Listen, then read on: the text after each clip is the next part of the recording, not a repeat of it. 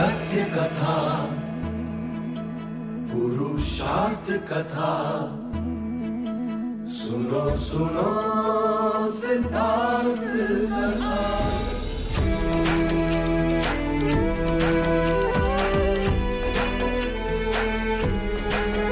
संसार में दुख का कारण क्या, संताप शोक का निवारण क्या। संसार में दुख का कारण क्या, संताप शोक का निवारण क्या। इस खोज में सब कुछ त्याग दिया, हर वैभव से वैराग लिया। वो सृष्टि से संयुक्त हुए, सिद्धार्थ से गौतम बुद्ध हुए।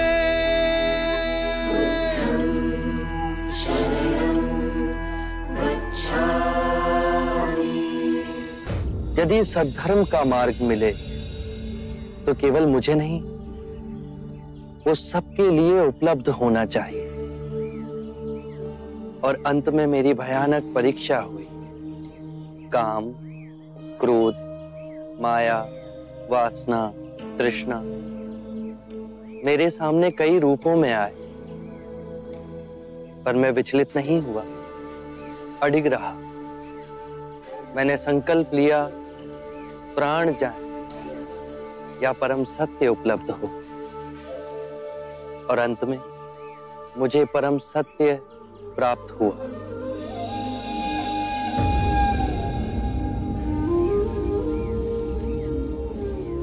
हे पुरुष बुद्ध, मुझे उस मार्ग पर पहला पग रखना तो सिखाओ। कारण और प्रभाव की सूक्ष्म और अदृश्य श्रृंखला से पूरी सृष्टि बंधी। यदि तुम अच्छे कृत्य करोगे तो ताल की लहरों की तरह जन्म जन्म उसकी तरंगे तुम्हारे जीवन को कंपित करेगी, तुम्हें बौद्धित्व तक पहुंचाएगी। उसी के विपरीत यदि तुम बुरे कृत्य करोगे तो उसकी बेड़ियां जन्मों तक तुम्हें बांधेगी और घसीटती जाएंगी। पर जहां खड़े हो, जिस क्षण में हो, यदि उस क्षण में स्थिर हुए, शांत हुए, तो तुम अपने अंदर एक मध्य बिंदु को पाओगे, जिसे ना दुख होता है ना सुख, जो इस कार्य कारण सिद्धांत की पूरी श्रृंखला को तोड़ के तुम्हें परम सत्य से जोड़ता है।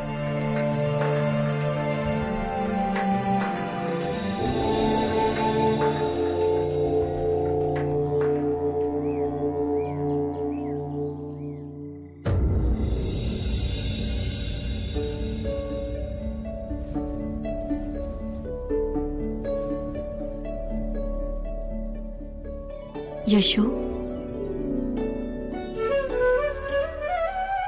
तुमने तो पूरे कक्ष में दीपावली मना रखी है। माँ, किसी के आगमन की खुशी में दीप प्रज्वलित किए जाते हैं ना। मेरे जीवन में दीपक कब प्रज्वलित होंगे माँ? यशो, तू क्यों धीरज खोती है? माँ, हम सब भी तो दीपक के समान हैं। एक विरह के शोक से छटपटाते पिता जो स्वयं जलकर दूसरों को प्रकाश दे रहे हैं। एक ममतामयी माँ जो अपने आंसू छुपाकर अपनी बहू के आंसू पोंछती है।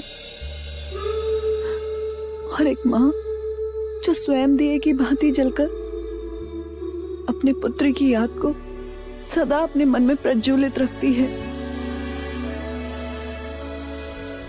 और एक बहू जो स्वयं जलकर अपने वृद्ध माता पिता और आशा के कोमल पौधे राहुल को ज्योति देती है। जिसके मार्ग में ये दिए जलाए हैं वो आएंगे ना माँ? कहीं वो हमें भूल तो नहीं गए? उन्हें अपने प्रश्नों का उत्तर पाकर घर वापस आना था। दिन पर दिन बीतते जा रहे हैं, ना तो उनके आने का कोई समाचार आया और ना ही कोई अपनी सूचना भिजवाई। यशो, एक तरफ दिए भी जलाती है और दूसरी तरफ अपने मन में शंका भी पैदा करती है। सिद्धार्थ सब कुछ भूल सकता है, पर तुझे, अपने पिता को, अपनी माता को, अपने पुत्र राहुल को और अपनी प्रजा को कभी नहीं भूल सकता। जिनके दुख दूर करने वो घर छोड़ कर गया। सिद्धार्थ आएगा, वो अवश्य आएगा। पर आपके आंसू तो कुछ और ही कह रहे हैं माँ।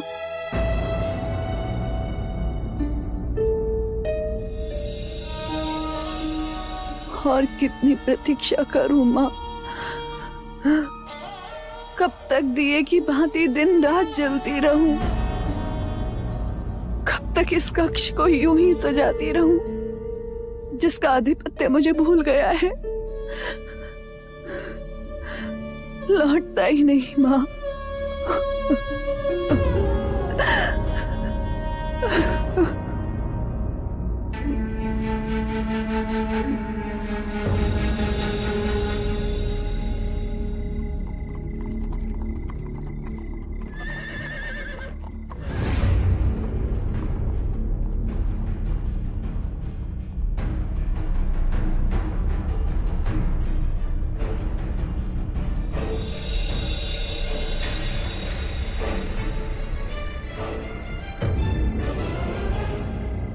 इस समय महल से बाहर कौन जा रहा है?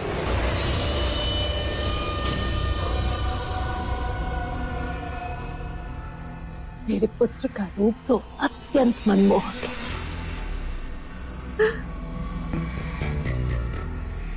मेरी बुद्धि की दाद नहीं दोगी माँ?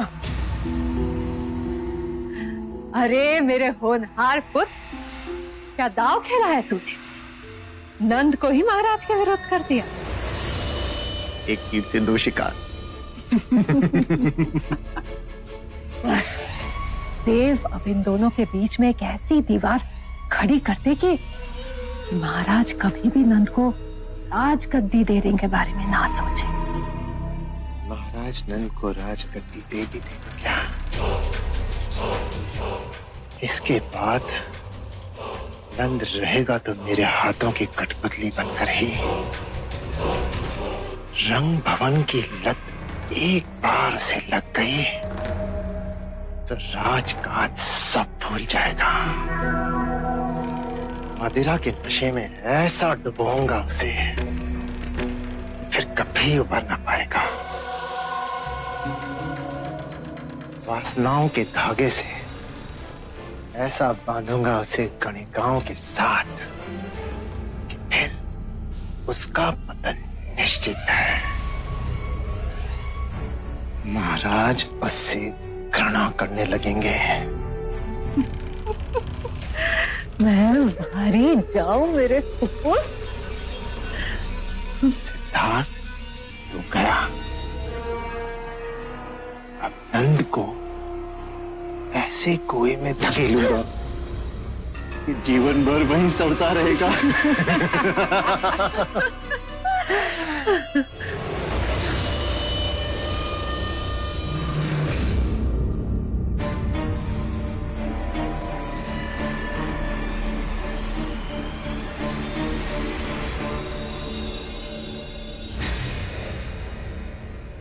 तुम दोनों बाहर जाओ।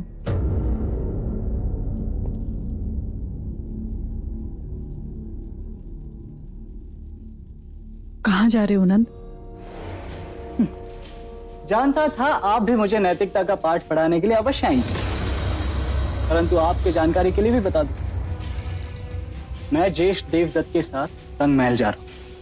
अपने माता पिता की आज्ञा के बिना उन्हें चोट पहुंचाकर? चोट? ज्येष्ठ सिद्धार्थ जाते थे तो उन्माद का विषय, और मैं जाऊं तो चोट। बस नंद,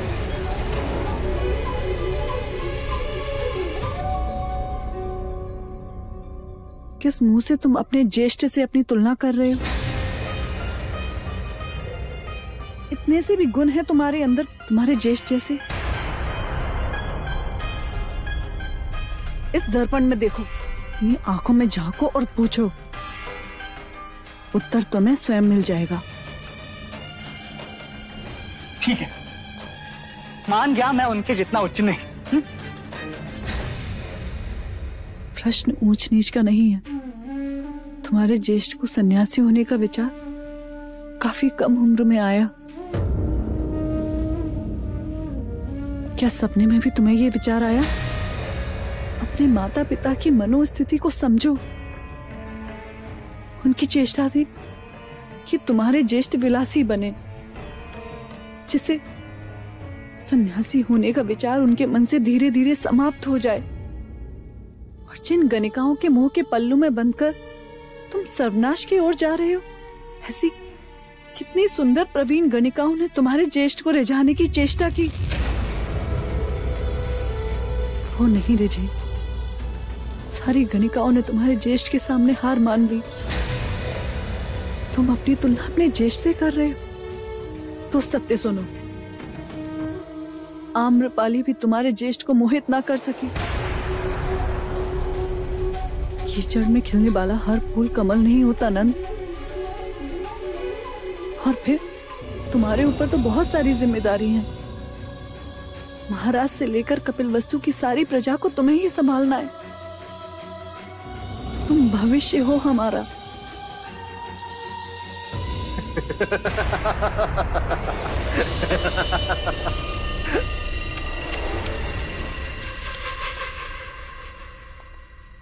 अब इतना भारी बोझ भी नंद के कमजोर कंधों पे मत डालो कि उसे उठा भी न सके। और तुम तो इस बेचारे को ऐसे डरा रही हो जैसे इसने कोई बहुत बड़ा पाप किया हो। केवल एक व्यक्ति इस राजमहल का मुझे बताओ जो रंग भवन न गया।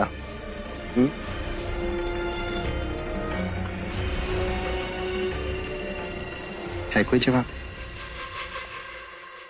नहीं है ना?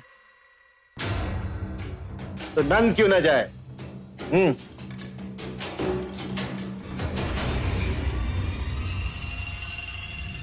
कहीं ऐसा तो नहीं कि इसे भी तुम सन्यासी बनाना चाहती हो? चलो नंद। रुको नंद, ये तुम्हारा अहित चाहते हैं। इसे अपने पल्लू से न बांधो यशो, इसे तो जीवन का रस पीने दो। मैं रथ के पास तुम्हारी प्रतीक्षा कर रहा हूं नंद।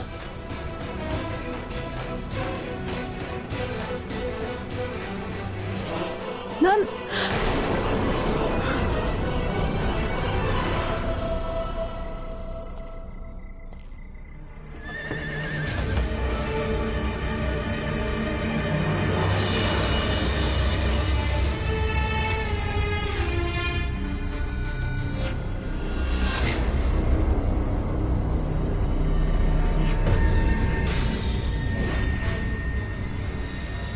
अपने जीवन के निर्णय दूसरों को न लेने दो।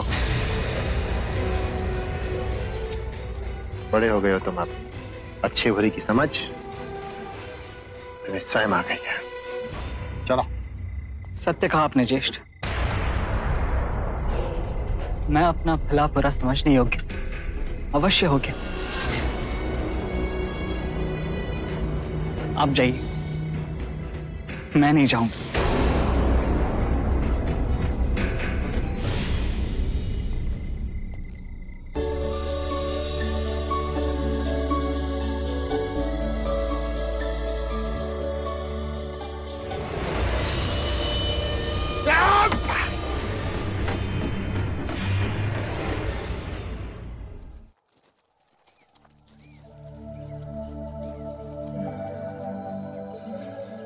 अरे वाह, मस्त।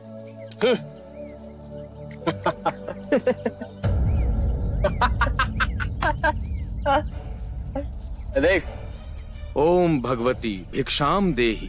हट्टे कट्टे हैं, नौजवान है, फिर भी कटोरा उठाकर भीख मांगते फिरते हैं, शर्म भी नहीं आती इन्हें। अरे भाई, बगैर पसीना भाई मुफ्त की रोटियां तो तोड़ेंगे। अरे ये बुद्धा मनुष्य का कल्याण क्या करेगा जो अपनी पत्नी को विधवा छोड़ घर से चला आया है। ये तो पूरे समाज को निर्वंश बना देंगे। चले जाओ यहाँ से, वापस आने का साहस भी ना करना, जाओ।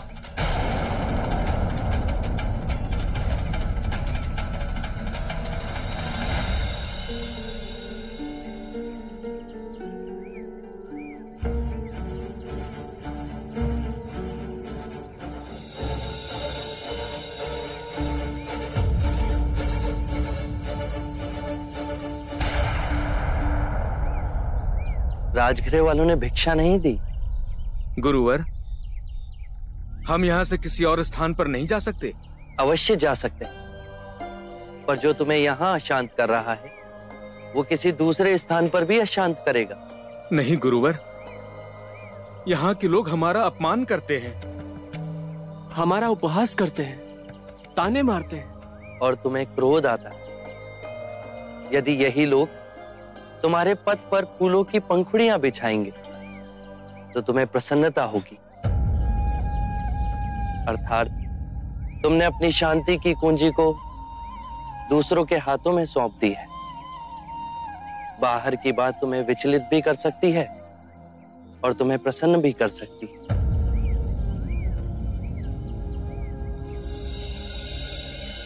गुरुवर, हमसे ही भूल हुई। यदि बाहर के कारण दुख और क्रोध हमारे मन में है तो हमने ही मन से आपके संदेश को ग्रहण नहीं किया है।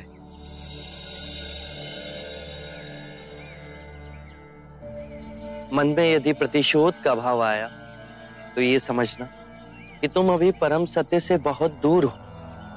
आप कहते हैं तो मन क्षण में समझ जाता है। एक बात हमेशा याद रखना कि कोई भी नई बात लोग आसानी से ग्रहण नहीं करते। तुम उनकी सदियों पुरानी धारणाओं को तोड़ रहे हो। वो तुमसे प्रेम नहीं करेंगे, पहले पहले वो तुम्हारा उपहास करेंगे, फिर हिंसक होंगे, फिर तुम्हारी उपेक्षा करेंगे, फिर तुम्हें स्वीकार करेंगे। ये परिवर्तन तुम स्वयं देखोगे। बस अपना धैर्य और सहनशीलता ना छोड़ना।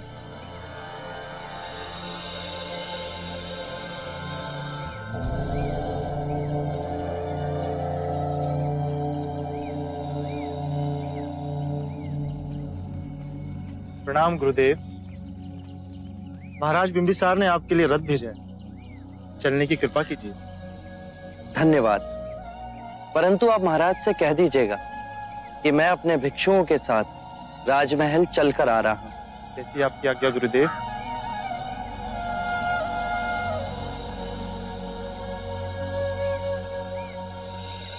मेरा बच्चा, मेरा बच्चा। बहन, अब इसके अंतिम संस्कार का समय आ गया है। नहीं, भगवान, भगवान मेरे बच्चे को जीवित कर दो। तुमने इसके प्राण लिए, अब तुम इसके प्राण लौटा दो। मेरा बच्चा। किसा गौतमी, जो मर गया लौट कर नहीं आता। कोई है जो मेरा दुख समझेगा।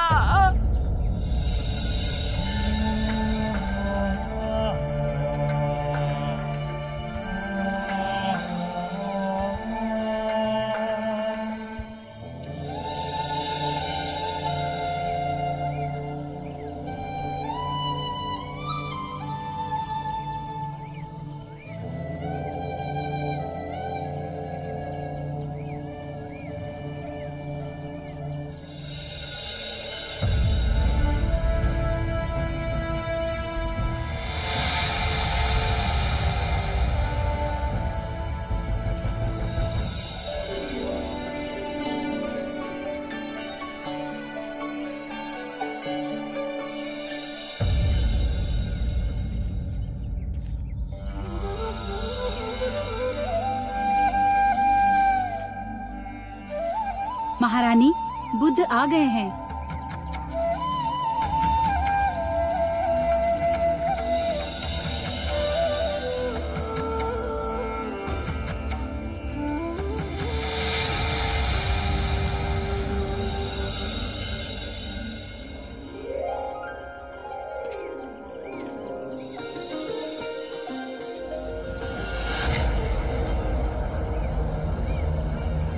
ये मेरी पत्नी है,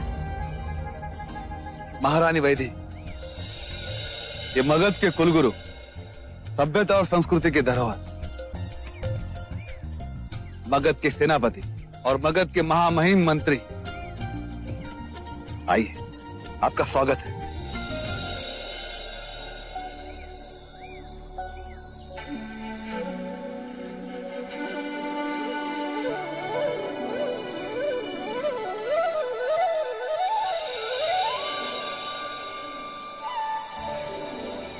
क्या भोजन हेतु आसन ग्रहण करें? आसन ग्रहण करें।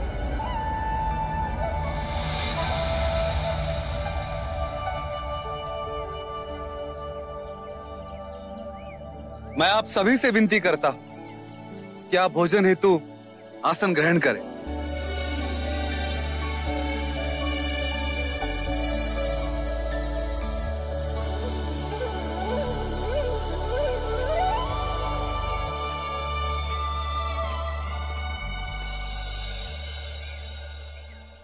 सेनापति, युवराज अजातशत्रु कहाँ है? वो प्रशिक्षण क्षेत्र में शस्त्रों से अभ्यास कर रहे। क्या उन्हें किसी ने सूचना नहीं दी कि आज स्वयं बुद्ध यहाँ पधारने वाले हैं? उन्हें ज्ञात है महाराज। आपने भी उन्हें सूचित नहीं किया? पर मैंने तो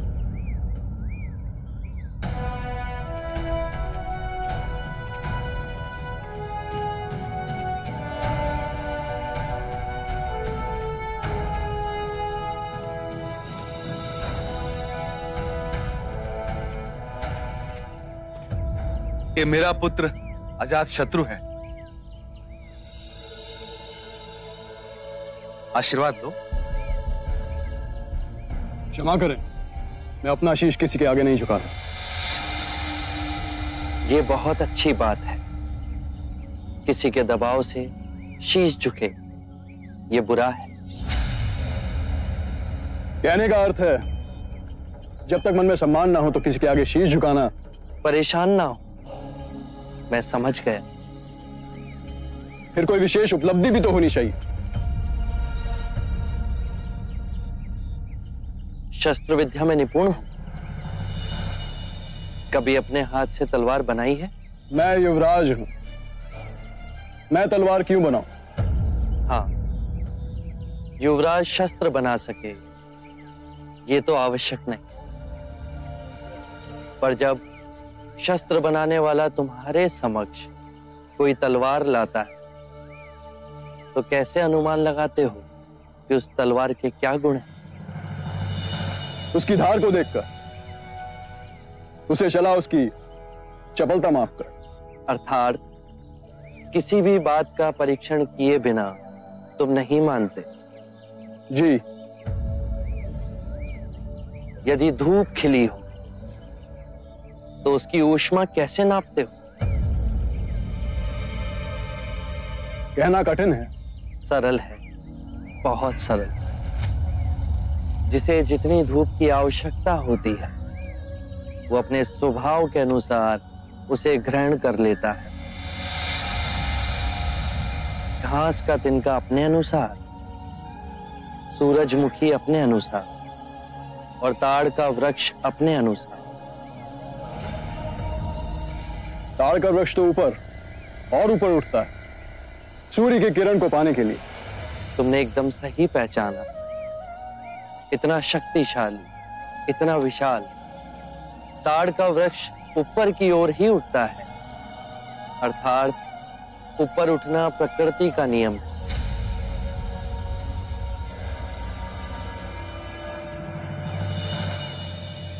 मैं स्नान करके आपके सामने उपस्थित होता हूं।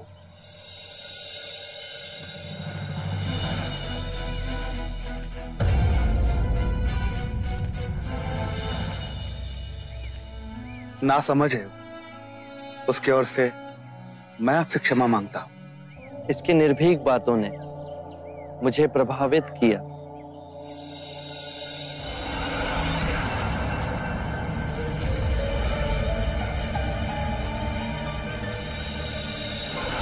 नहीं जाएगा मेरा बच्चा, कहीं नहीं जाएगा। साकेत गुरु प्रणाम। इस पगली को समझाइए, बच्चे का क्रियाकर्म करना है और ये अपने बच्चे को छाती से चिपकाए हुए है, छोड़ती ही नहीं। गुरुजी मेरे बच्चे को बचा लो, मेरे बच्चे को बचा लो गुरुजी, देखो बच्चे को बचा लो। समझो तुम्हारा दुख दूर हुआ। एक व्यक्ति है जो इसे जीवित कर सकता है। कौन है गुरुजी? उस व्यक्ति के चरण तो हमारे महाराजा भी छूटे। उनके पास सभी प्रश्नों के उत्तर हैं। तुम्हारे इस मृत बच्चे को वो अवश्य ही जीवित कर देंगे। कौन है प्रभु, कौन है गुरुजी? बताइए ना। बुद्ध। बुद्ध? गुरुजी कहाँ मिलेंगे वो? राजमहल में। वहाँ जा और बुद्ध का नाम पुकार। मेरा बच्चा।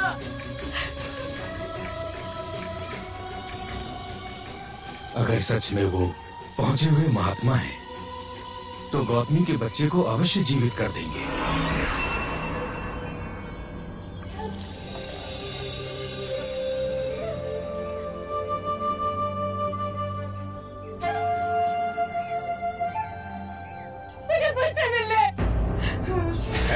तू इधर क्यों आई है?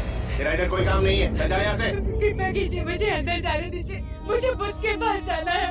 इस नेटर की दुआई कोई नहीं सुनेगा क्या? मुझे जाने दीजिए। छोड़ो मुझे। इन्हें आने दीजिए।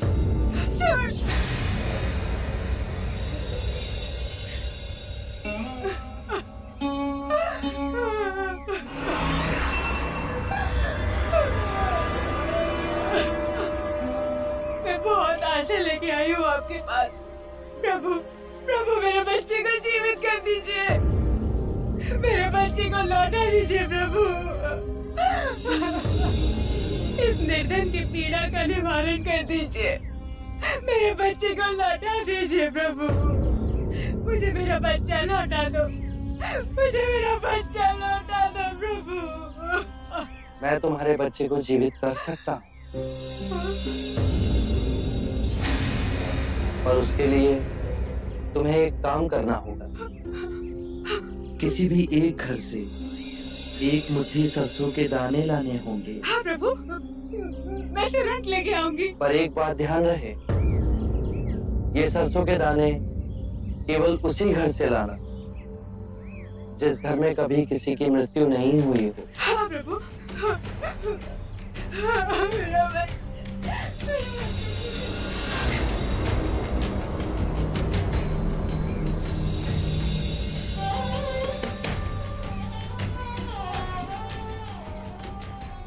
एक मुट्ठी सरसों का दाना मिलेगा? हाँ अवश्य मिलेगा, मांगा भी तो इतना सा। परंतु एक बात बताइए, आपके यहाँ किसी की मृत्यु तो नहीं हुई ना? बहन क्या बताओ, 6 माह पूर्व मेरे माता और पिता दोनों मृत्यु को प्राप्त हो गए। क्षमा कीजिए, मैं आज से सरसों नहीं ले पाऊंगी।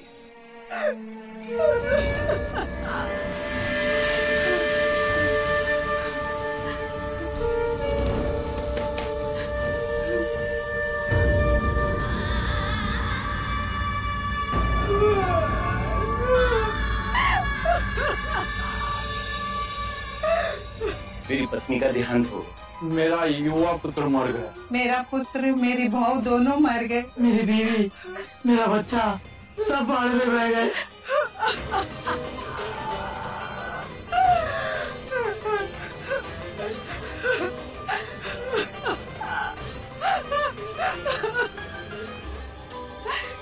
सुनिए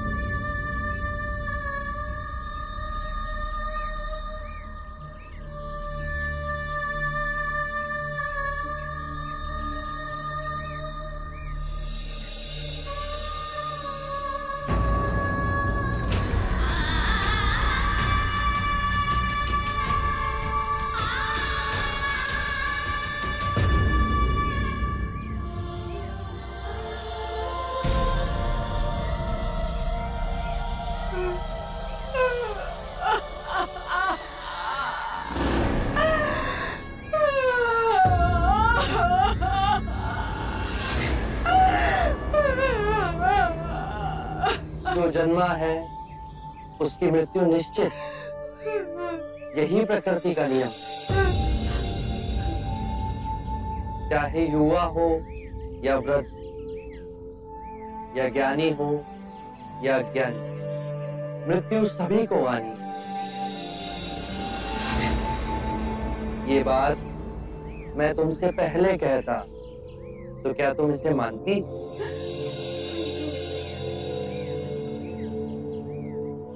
चंद्रमा हर रात्रि आकाश में यही परम सत्य दर्शाता है। पहले वो खिलता है, फिर उगता है और पूर्णिमा को पूर्ण गोलाकार आकार लेता है, और अमावस्या को वो लुप्त हो जाता है। परंतु वो लुप्त नहीं हुआ, वो केवल अप्रगट हुआ। तुम्हारा पुत्र अभी जीवित, परंतु तुम्हारे अंतर में। हाँ, उसकी अटखेलियां, उसका बालपन। तुम शांत हुई तो समझ सके। परम सत्य ये है कि जब तक सृष्टि रहेगी, दुख मनुष्य के साथ छाया की तरह चलेगा। इस दुख का कारण है वस्तु से स्वयं को बांधना, ये जानते हुए कि वस्तु क्षणभंगुर है। प्रभु, प्रभु इससे मुक्ति कैसे पाए? मुक्ति के लिए विवेक जगाना आवश्यक है। जो आए, चाहे दुख की सूचना या आनंद की परछाई, स्वयं को इन दोनों के बीच स्थिर करो। इस मार्ग पर चल दुख के बंधन टूटेंगे और परम सत्य की उपलब्धि होगी। और जब तुम्हारे अंतर में ये चेतना जागेगी तो तुम पाओगे कि जन्म मरण, मिलन वियोग दो नहीं, एक ही है।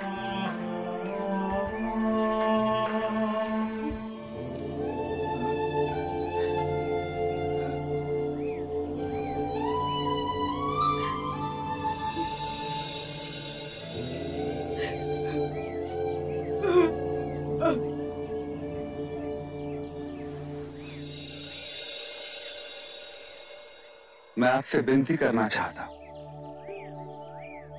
क्या मैं आपको एक तुच्छ भेंट दे सकता? आप तो सभी बंधनों से मुक्त हो गए हो, किंतु ये भेंट मुझे आपसे बांधे रखेगी। मगध के मुख्य द्वार के पास बांस का कुंज है, वेलुवन उसका नाम। मुझ पर उपकार करके इसे आप ग्रहण करें। मेरी ओर से आपको और आपके भिक्षुओं को एक तुच्छ उपहार है। आभार आपका। हम वर्षा ऋतु के 4 मास वहीं रहा करेंगे।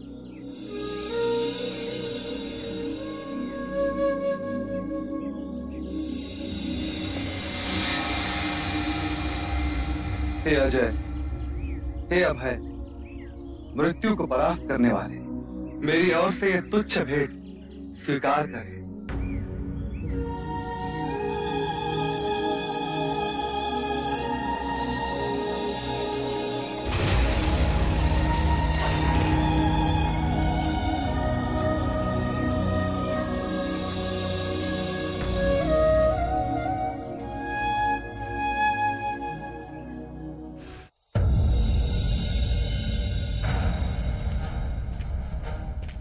देवदत्त ने सारी सीमाओं का उल्लंघन कर दिया। महाराज, आप क्रोधित ना हो, उसे मूर्ख समझ के क्षमा कर दीजिए। मैं उसे समझाऊंगा।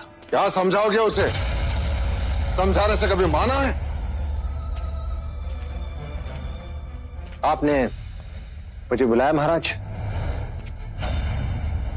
तुमने तो लाज लज्जा सब छोड़ दी है देवदत्त। मैंने? महाराज, उस रात तुम्हारा अनुकरण कर नंद मदिरा में धुत था। बेहोश मनुष्य से बात करना मूर्खता है, इसलिए मैं चुप बैठा। एक बार तुम भी मदिरा के आवेश पे हमारे सामने अशिष्टता कर चुके हो देवदत्त, और तब भी तुमने सिद्धार्थ का नाम दिया। तब भी मैंने तुम्हें बुद्धिहीन समझकर क्षमा कर दिया था। पर महाराज, मैं मेरी बात ध्यान से सुनो। ये हमारी तुम्हें अंतिम चेतावनी है। इसके पश्चात हमारे सामने स्वयं को, नंद को अथवा राज परिवार के किसी भी युवराज को लेकर पक्षपात किया, उसका बहुत बड़ा दंड तुम्हें भुगतना होगा।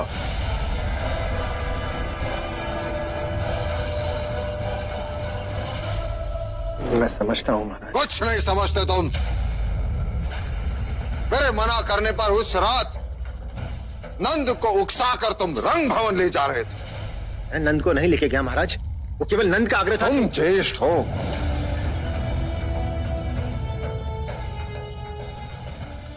कल यदि वो कहे कि मुझे कुएं में ढकेल दो तो तुम उसे कुएं में ढकेल दोगे। इसके पश्चात नंद रंग भवन नहीं जाएगा। यदि वो गया तो उसका उत्तरदायित्व तुम्हारा होगा। निर्लज्ज, अपने अच्छे गुण तो न सिखा सका तो अपने अवगुण सिखा रहा है हमारे नंद को। क्षमा मांग महाराज से, और दोबारा ऐसा नहीं होगा, इस बात का वचन भी दे।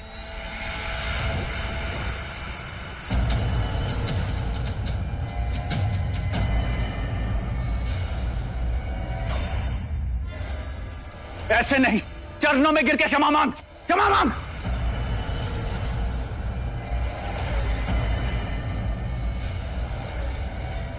बस देवदत्त, बस।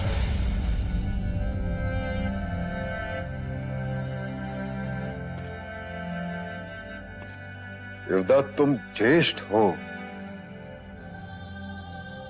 हमारे सबसे प्रिय हो। तुम बार बार वही गलती दोहराते हो, उससे बड़ी पीड़ा होती है। मैं ना समझू महाराज, आपकी क्षमा का पात्र भी नहीं। तुम मेरे पुत्र हो, मेरा सहारा हो।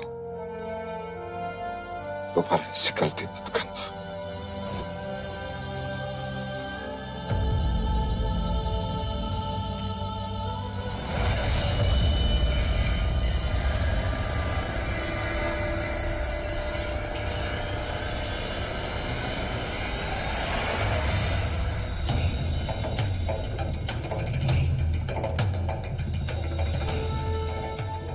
अपमान के इस घूंट को पी जाओ देवदत्त।